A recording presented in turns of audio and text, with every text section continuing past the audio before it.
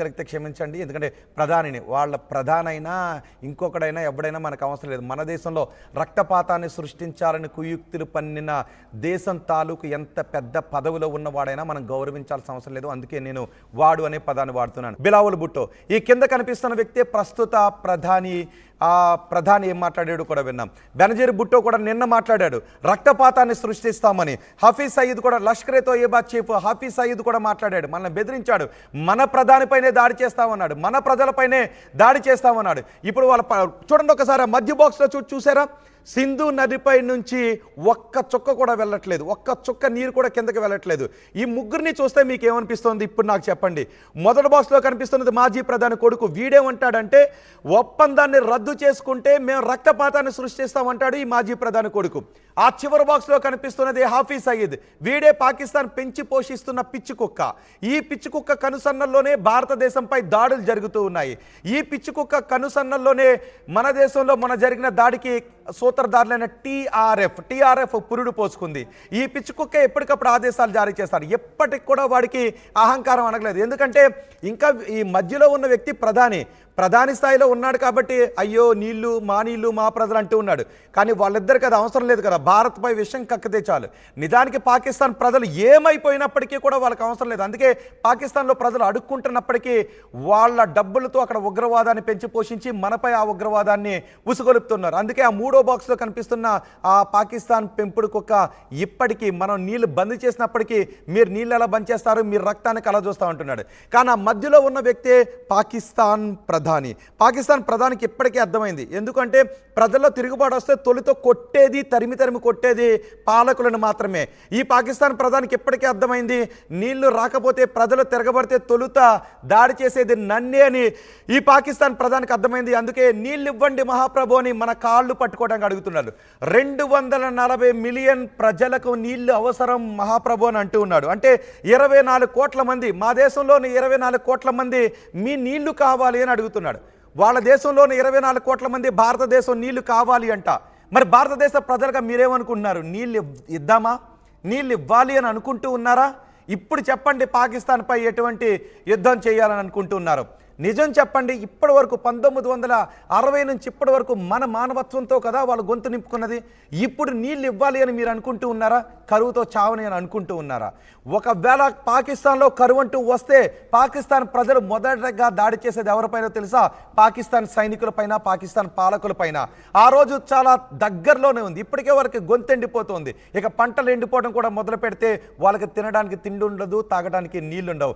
ఈ పరిస్థితి వస్తే పాకిస్తాన్ ప్రజలు తొలుత తరిమి కొట్టేది ఆ దేశ పాలకులను, ఆ దేశ సైనికులను. బహుశా మనం దాన్ని కల్లారా చూస్తామేమో. ఇప్పటి వరకు కేవలం సర్లే కదా పాపం, ఎందుకు నీళ్లు, ఆ దేశ ప్రజలు ఎందుకు ఇబ్బందులు పడ్డామని మనం 1960 నుంచి నిరాటంకంగా నీరు వదులుతున్నాం. మిమ్మల్ని ఒక్క క్వశ్చన్ అడుగుతాను, చెప్పండి. ఇంతకుముందు నేను అడిగిందే ఇదే పరిస్థితి పాకిస్తాన్కి. పాకిస్తాన్ వైపు నుంచి మన వైపు ప్రవహించే నది అయితే పాకిస్తాన్ ఏం చేసి ఉండేదని మీరు అనుకుంటున్నారో చెప్పండి. మనం కాబట్టి పాకిస్తాన్ మనల్ని ఎన్ని దెబ్బలు కొట్టినా 1960 నుంచి అప్పటి ప్రధాని నెహ్రూ, అప్పటి ఆ దేశ అధ్యక్షుడు, ఇద్దరి మధ్య ప్రపంచ బ్యాంక్ మధ్యవర్తిత్వంతో నిర్ణయం తీసుకున్నప్పటికీ మనం ఆ నిర్ణయాన్ని అమలు చేస్తూనే వచ్చాం. ఇదే అవకాశం పాకిస్తాన్ చేతిలో ఉంటే ఇంకా నీరిస్తూ ఉండేదని మీరు అనుకుంటూ ఉన్నారా?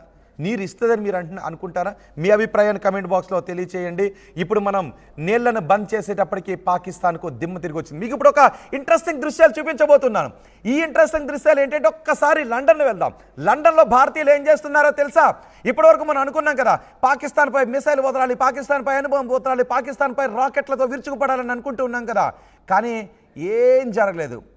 ఏ డ్యామేజ్ మన వైపు జరగకుండా జస్ట్ నీళ్ళని ఆపేటప్పటికీ వాళ్ళు విలవిల్లాడిపోతున్నారు. లండన్లో మన భారతీయులు ఏం చేస్తున్నారు తెలుసా?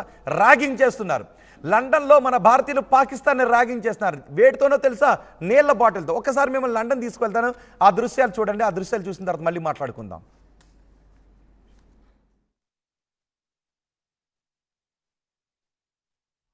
पंचायती राज दिवस पर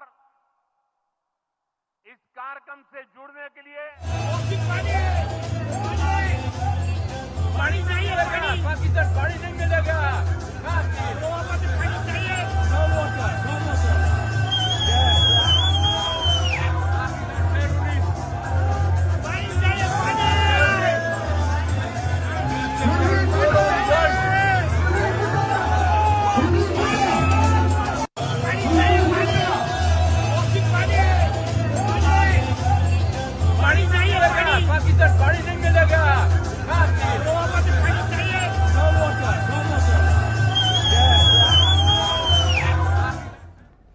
చూసారా లండన్లో మన భారతీయులు పాకిస్తాన్ను ర్యాగింగ్ చేస్తున్న దృశ్యాలు.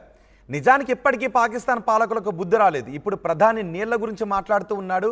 అయినప్పటికీ కూడా అంటే వాళ్ళ స్వరం తగ్గించి మాట్లాడుతున్నప్పటికీ నీళ్ళ అవసరం వాళ్ళకి గుర్తొచ్చింది. ఇప్పుడు నీళ్ళ అవసరం గురించి మేము ఏమన్నా చేస్తాం అంటే మరీ తాకట్టు మరీ వాళ్ళ తలంచి కాళ్ళు పట్టుకున్న అభిప్రాయాన్ని కలిగించకూడదు కాబట్టి మేకపోతు గాంభీర్యాన్ని ఇప్పుడు ప్రదర్శిస్తూ ఉన్నారు. ఇప్పుడు వాళ్ళకు నీళ్లు గుర్తొస్తూ ఉన్నాయి. మా ప్రజలకు మా 24 కోట్ల మంది ప్రజలకు మీ నీళ్లు కావాలి అని ఇప్పుడు గుర్తొస్తూ ఉన్నాయి. ఈ నీళ్ళలో మా వాటా ఉంది మాది అని కూడా చెప్తూ ఉన్నారు. ఇప్పటివరకు ఆ బిలావల్ భుట్టో చెప్పింది అదే, ఈ హఫీజ్ సయీద్ చెప్పింది అదే. ప్రధానమంత్రి కూడా కొంత స్వరాన్ని తగ్గించి మాట్లాడుతూ ఉన్నాడు. అంటే ఆ తగ్గించి మాట్లాడుతున్న సందర్భంలో కూడా మాకు హక్కు ఉంది అని మాట్లాడుతున్నాడు. కానీ మీ హక్కు ఉంటే మీరు ఎక్కడ చెప్పుకుంటారో చెప్పుకోండి అనే సంకేతాలను భారత్ ఇవ్వడంతో వాళ్ళకి ఏం చేయాలో అర్థం కావట్లేదు. బహుశా ఇక కాళ్ల బేరానికి రావడం ఇంకా ఎంతో సమయం దూరంలో లేదు. మనం ఎటువంటి బాంబులు పేల్చలేదు, మిసైల్స్ పేల్చలేదు. కేవలం నీళ్ళు ఆపేటప్పటికి అది భారత్ వ్యూహాత్మక పవర్, అది మన నీళ్ళ కెపాసిటీ. నీళ్ళు ఆపేటప్పటికే వాళ్ళు మన దగ్గరికి వచ్చేటటువంటి పరిస్థితి కనిపిస్తుంది. మా ప్రతినిధి మధు ఉన్నారు. ఒక్కసారి మనం మధుతో కూడా మాట్లాడే ప్రయత్నం చేద్దాం. మధుతో మాట్లాడే ముందు మీ అభిప్రాయం ఒక్కసారి మనం కమెంట్స్లో కూడా చూస్తున్నాం. ఇప్పుడు పాకిస్తాన్ వాళ్ళకు బుద్ధి వచ్చింది అని కమెంట్స్ చేస్తున్నారు. ఆట మొదలైందని. నిజమే కదా, ఆట మొదలైంది. ఈ ఆటలో జస్ట్ మనం ఏమీ చేయలేదు. చాలా ఇప్పటికే మనకి ప్రపంచ దేశాలు అనుకుంటూ ఉన్నాయి. మోదీ మాట్లాడారు, బీహార్లో ఇంగ్లీష్లో మాట్లాడారు, గుర్తుందా? మోదీ మాట్లాడారు. ఒకసారి కుదిరితే మనం మోదీ మాట్లాడిన బయటను కూడా ఈ సందర్భంగా మీకు వివరిస్తాను. మన భారత ప్రధాని మోదీ మాట్లాడిన బయటను కూడా ఇప్పుడు మీకు వినిపిస్తాను. ఎందుకంటే పాకిస్తాన్ ప్రధాని ఏం మాట్లాడుతున్నాడో చూశారు కదా. మాకు నీళ్లు కావాలి, మాకు గొంతు ఎండిపోతున్నాయి, మాకు ఆ నది పైన రైట్ ఉంది అంటున్నాడు. ఉందా? పాకిస్తాన్కి ఆ నది పైన రైట్ ఉందని మీరు అనుకుంటున్నారా? పాకిస్తాన్కి మనం నీళ్ళు ఇవ్వాలని అనుకుంటున్నారా? ఒక్కసారి మీ అభిప్రాయం కమెంట్ బాక్స్లో తెలియచేయండి. ఎందుకంటే పాకిస్తాన్ పిచ్చుకుక్కలు ఇప్పటికంటూ ఉన్నాయి, మాకు ఆ నదిపైన రైట్ ఉందని. మన దేశం నుంచి ప్రవహించే నదులను సర్లే కదా అని ఎక్కువ భాగాన్ని వాళ్ళకి ఇచ్చి, మన దాయాది దేశం కదా అని సర్లే కదా అని వాళ్ళు మనపై దాడి చేస్తున్నప్పటికీ అక్కడ ప్రజల బాగోగులు ఆలోచించి మానవత్వంతో కదా మనం నీళ్ళనిచ్చాం. కానీ మన పైన దొంగ దెబ్బ కొడుతున్నారు. ఇప్పటివరకు మన రక్తాన్ని కళ్ళజోడాలనుకున్నారు. మన ప్రధాని బీహార్లో మాట్లాడారుగా, గుర్తుంది కదా. ఆ మాటలు ఇంగ్లీష్లో మాట్లాడారు. ఆయన ఇంగ్లీష్లో ప్రపంచ దేశాలకు సంకేతం ఇచ్చిన వెంటనే ప్రపంచ దేశాలు ఎదురు చూస్తున్నాయి భారతదేశం ఇప్పుడు ఏం చేయబోతోందని. మనం ఇంకా ఏమీ చేయలేదు, జస్ట్ నీళ్లను మాత్రం ఆపాం చాలా వ్యూహాత్మకంగా. భారతదేశం బాంబులతో విరుచుకుపడిపోతుంది, భారతదేశం యుద్ధ విమానాలతో విరుచుకుపడిపోతుంది, భారతదేశం యుద్ధ ట్యాంకులతో విరుచుకుపడిపోతుందని అందరూ అనుకుంటూ ఉన్నారు. కానీ జస్ట్ మనం నీళ్లను ఆపాం చాలా వ్యూహాత్మకంగా. ఒక్కసారి మోదీ ఏమన్నారు చూద్దాం. మన ప్రధాని